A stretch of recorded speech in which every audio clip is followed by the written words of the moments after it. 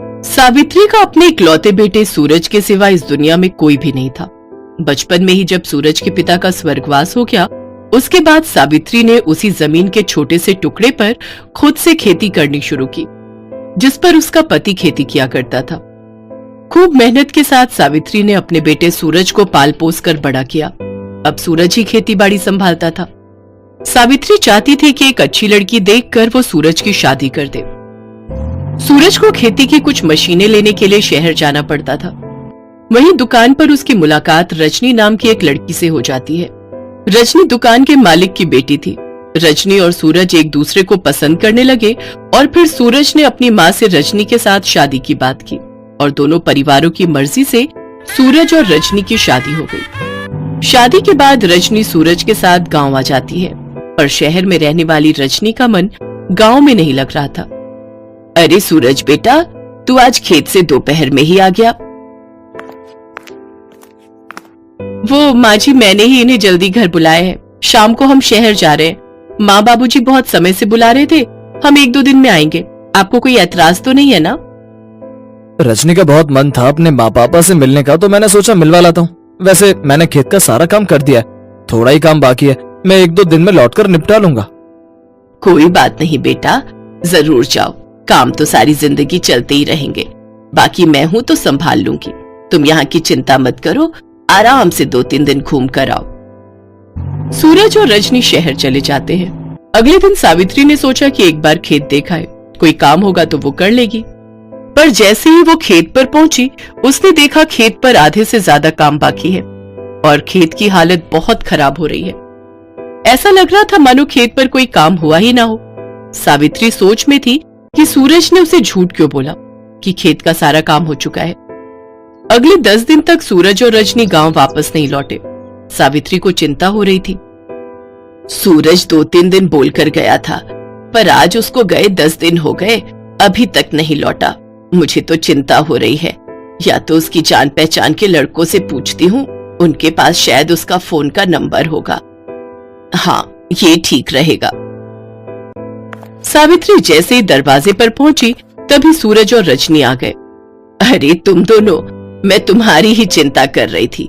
अभी तेरे दोस्त मदन के पास जा रही थी कि उसके पास तेरा कहीं नंबर हो, पर अच्छा है तू आ गया। बहुत दिन लगा दिए, 2-3 दिन का बोल कर गए थे। माँ जी, आप तो आते से ही शुरू हो गई। हमें सांस तो लेने दो। और वैसे भी हम दोनों की नई नई शादी हुई है, शहर घूमने गए हैं तो कुछ दिन तो लग ही जाने थे। इसमें इतना बौखलाने की क्या जरूरत थी? नहीं नहीं, ऐसी कोई बात नहीं है बहू। माँ हूं ना, तो बच्चों की तो चिंता रहती ही है। जब तुम माँ बनोगी ना, तब तुम्हें पता चलेगा कि माँ की चिंता क्या होती है। माँ, इसमें चिंता की क्या बात थी? हम थोड़ा घूमने ही तो गए थे। और अब तुम मेरी चिंता छोड़ दो। अब रजनी मेरा पूरा ख्याल रखती है। वो मुझे किसी चीज की कमी नहीं होने देती। अच्छा, मैं थोड़ी देर आराम कर रहा हूँ, बहुत थक गया हूँ। कुछ अच्छा सा खाने का बना लो, बहुत भूख लगी है मुझे। अरे तुम दोनों बैठो, मैं कुछ खाने का बना देती हूँ। थके हुए आए हो। नहीं माँ, रजनी तुमसे अच्छा खाना बनाती है, तुम रहने दो। रजनी, तुम ही कुछ बनाओ। उस दिन पहली बार अपने बेटे की बात सुनकर सावित्री की आंखों में आंसू आ गए। जो बेटा बचपन से अपनी माँ के हाथों का बना खाना खाता था, आज वो कह रहा था कि माँ तुम अच्छा खाना नहीं बनाती हो। सावित्री खूब रोई। अगले दिन उसने देखा कि सूरज खेत पर नहीं जा रहा, ऐसे ही घर पर बैठा हुआ है। सूरज बेटा, तू खेत पर नहीं जा रहा? रोजाना तो तू जल्दी निकल जाता है। नहीं माँ, अब ये खेती बाड़ी मुझसे नहीं संभलती। मैं कुछ और काम करूंगा। ये खेती बाड़ी का काम तुम ही संभालो। खेती बाड़ी नहीं करेगा, अपना खेत नहीं संभालेगा, कोई और काम करेगा? मतलब ये है माँ जी कि अब हम गांव में नहीं रहेंगे, हम दोनों शहर में रहेंगे। मेरे बाबूजी इन्हें शहर में मशीनों की नई दुकान खोल कर दे रहे हैं, इसीलिए बस कुछ दिनों बाद हम दोनों शहर में ही बस जाएंगे। सूरज, तू अपनी माँ को छोड़कर चला जाएगा।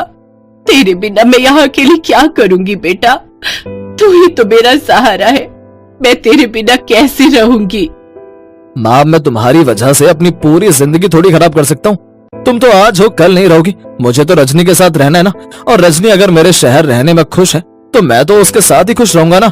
वैसे भी मैंने तो सोचा नहीं था कि मैं शहर में कोई दुकान खोल पाऊंगा। ये तो इसके बाबूजी की मेहरबानी है कि वो मुझे शहर में दुकान खोल कर दे रहे हैं, वरना यहाँ जमीन के छोटे से टुकड़े पर खेती करके मैं क्या ही कमा लेता।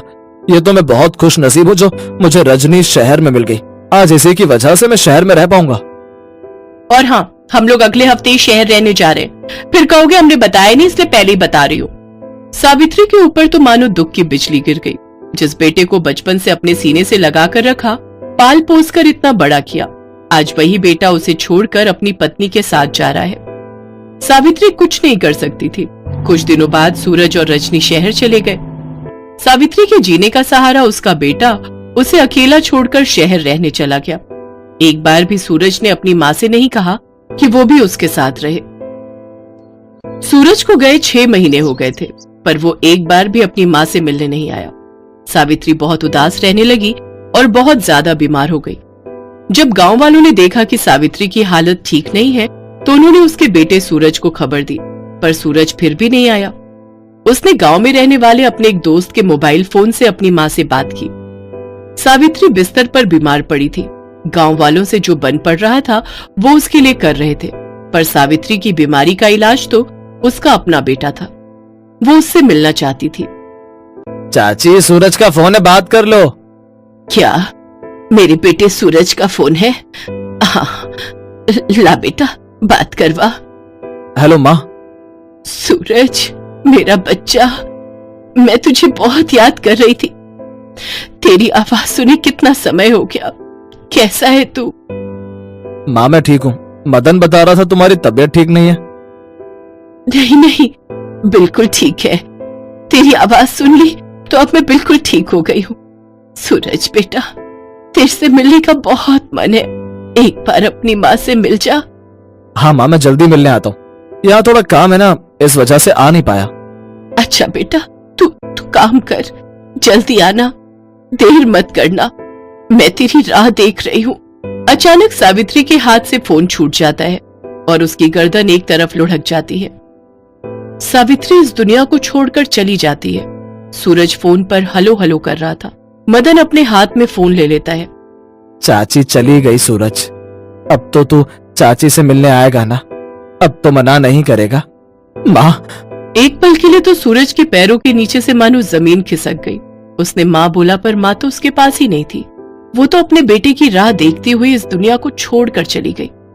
सावित्री की सांस सिर्फ अपने बेटे की आवाज सुनने के लिए अटकी हुई थी।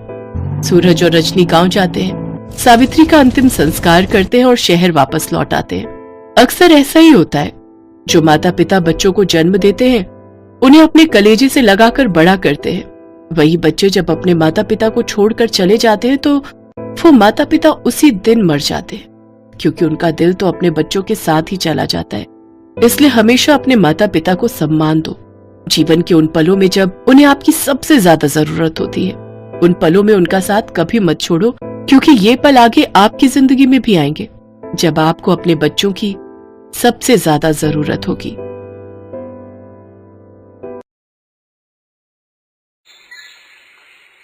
मानसी एक बहुत ही गरीब परिवार की लड़की थी। उसकी माँ शोभा घरों में चौका बर्तन का काम करती थी। मानसी के पिता गिरधर को शराब पीने की गंदी आदत थी। गिरधर सारा दिन शराब के नशे में धुत रहता था और शोभा को मारता पीटता रहता था। एक दिन, बापू, माँ को मत मारो, माँ सारा दिन काम करती है और थकी हारी घर आती है। कुछ दिनों से माँ के पैरों में भी बहुत दर्द है, माँ को छोड़ दो बापू। सामने से हटती है या तू भी अपनी माँ के साथ पिटना चाहती है? चल हट सामने से। दोनों माँ बेटी ने जिंदगी खराब की हुई है। अब जब तक बोतल अंदर नहीं जाएगी कलेजा ठंडा नहीं होगा मेरा। मानसी रोने लगती है। शोभा मानसी को संभालती हुई खुद भी रोने लगती है। मानसी, मेरी बेटी, तू अपने बापू से कुछ मत बोला कर। मेरी बच्ची, अगर तुझे कुछ हो जाता, कहीं चोट आ जाती, तो मैं अपने आप को कभी माफ न करती। मेरी बच्ची, चुप हो जा। माँ, बापू तुम्हारे ऊपर हाथ उठाते हैं तो मुझे अच्छा नहीं लगता। बापू हमें बिल्कुल प्यार नहीं करते। मानसी, दुखी मत हो, सब ठीक हो जाएगा। चल, मैं तुझे रोटी बनाकर देती हूँ। मानसी 9 साल की एक छोटी बच्ची थी। उस मासूम पर हाथ उठाते उसके पिता को लज्जा नहीं आती थी। शोभा के पैरों में अब ज्यादा दर्द रहने लगा था। एक दिन, माँ, आप काम पर जाती हो, थक जाती हो, मैं पैसे कमाकर आपके लिए अच्छी सी दवाई ला दूंगी। मेरी बच्ची, अभी तो बहुत छोटी है, अभी तेरे कमाने की उम्र नहीं है। जब तू बड़ी हो जाएगी तो खूब पैसे कमाना। अच्छा सुन, मैं काम पर जा रही हूँ, तेरे लिए चटनी रोटी बना दी है, तू खा लेना। मैं भी अपनी माँ की मदद करना चाहती हूँ। मैं भी पैसे कमाऊंगी और माँ की दवाई लाऊंगी। माँ जब शाम को आएंगी तो उन्हें पैरों पर दवाई लगा दूंगी, उनको दर्द में आराम मिल जाएगा। मानसी पैसे कमाने निकल पड़ती है। वो बाजार पहुंचती है। मानसी एक दुकान पर जाती है। भैया, मुझे अपनी माँ की मदद करनी है, क्या आप मुझे काम दोगे? चल जाए यहाँ से भिखारिन कहीं की। काम के बहाने पैसे मांगने के लिए इनके गरीब माँ बाप छोटे बच्चों को भेज देते हैं। मानसी बाजार में घूमती हुई दुकानदारों से काम मांगती है, पर सब मानसी को मना कर देते हैं। तभी मानसी की नजर एक भिखारन पर जाती है। कुछ लोग भिखारिन के आगे पैसे फेंक फेंक कर जा रहे थे। अरे, अम्मा को लोग पैसे देकर जा रहे हैं, ये तो बहुत आसान काम है, इस तरह तो मैं भी पैसे कमा सकती हूँ। अम्मा, आप तो बहुत सारे पैसे कमा लेती हो, क्या मैं भी आपकी तरह पैसे कमा सकती हूँ? मुझे अपनी माँ के लिए पैसे कमाने हैं, क्या आप मुझे ये काम सिखाओगी अम्मा? लगता है पहली बार भीख मांग रही है। आजा, बैठ जा मेरे बाजू में, और जो भी यहाँ से अच्छे कपड़ों या गाड़ी वाला गुजरे ना, तू नजर रखना और पैसे मांगना। मानसी उस भिखारिन के बराबर में सड़क पर बैठ गई। लोग आगे से गुजरते तो मानसी के आगे सिक्के फेंक जाते।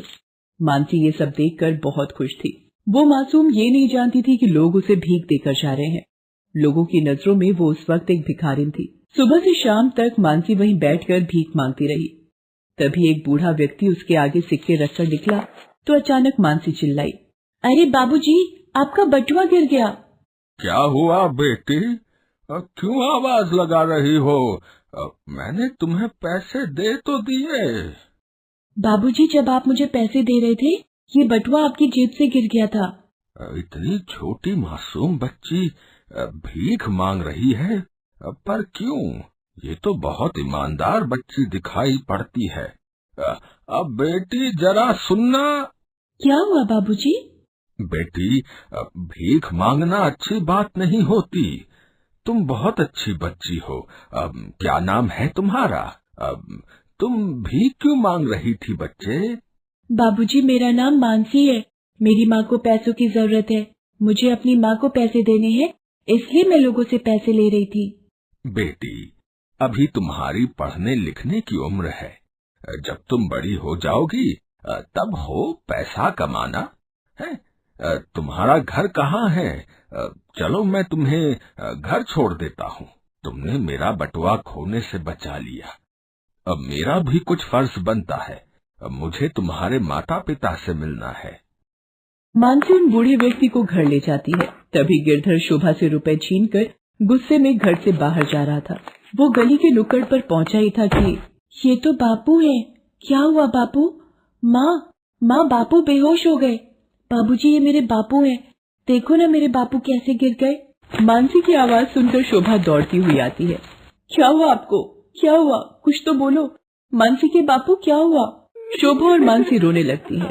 मानसी के साथ आए बूढ़े व्यक्ति ने आस पड़ोस के लोगों से कहा, इन्हें जल्दी से उठाओ और अस्पताल ले चलो। सब मिलकर मानसी के पिता को अस्पताल ले गए। वहाँ डॉक्टर ने मानसी के पिता का चेकअप किया। देखिए, ये सब ज्यादा शराब पीने की वजह से हुआ है। अगर दोबारा शराब को हाथ भी लगाया तो इनकी जान को खतरा है। ये शराब बहुत बुरी आदत है। इसके नशे का शिकार होकर न जाने कितने घर बर्बाद हो गए। मैंने आपको पहचाना नहीं। आज आपकी वजह से हम समय पर हॉस्पिटल पहुंच पाए। आपका बहुत बहुत शुक्रिया। मानसी बिटिया मुझे बाजार में मिली थी। मानसी सड़क पर भीख मांग रही थी, पर इस बच्चे की ईमानदारी से भरी मासूम बातों को सुनकर मेरा दिल पिघल गया। इस बच्चे को नहीं पता कि भीख मांगना क्या होता है। ये तो अपनी माँ के लिए पैसे कमाने गई थी। गिरधर को भी होश आ चुका था। वो भी बहुत शर्मिंदा था। मुझ जैसे बुरे आदमी को बचाया। मैं अपने परिवार को कोई खुशी नहीं दे सका। आज मेरी बच्ची भीख मांगने पर मजबूर हुई। मैं कैसा नीच बाप हूँ।